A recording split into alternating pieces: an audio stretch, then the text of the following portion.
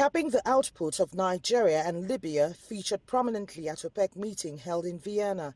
The 14-member cartel and 10 other non-members led by Russia resolved to end exemption of both countries and extend output cut plan to the end of 2018. Both countries have recorded some success in increasing their production capacity.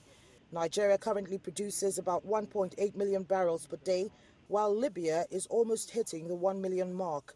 Nigeria has on several occasions pushed back on calls to end its exemption, and that position seems not to have changed.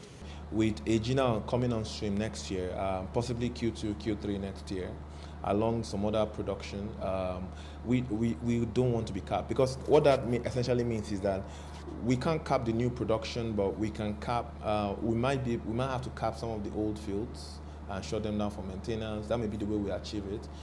It may be NNPC having to sacrifice some of his own barrels, because it's going to be a bit difficult for you to tell a private producer not to produce to the volume he wants to produce. The problem for Nigeria is it has already pegged its 2018 budget at 2.2 million barrels, even though at a much lower price compared to the current one.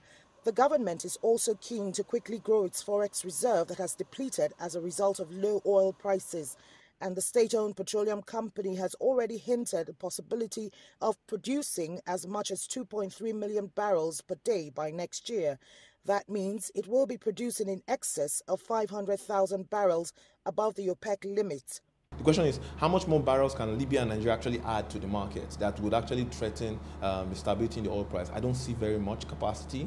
Maybe Nigeria could add an extra 200, 300 barrels. Libya likely another 100 barrels.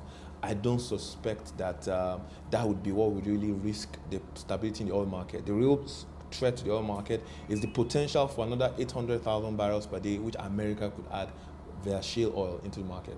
The freeze plan is credited for the rise in global oil prices from $40 to over $60 per barrel and cutting by half an excess of global oil stocks, although those remain at 140 million barrels above the 5-year average. Kelechi, Emekalam, CGTN, Abuja, Nigeria.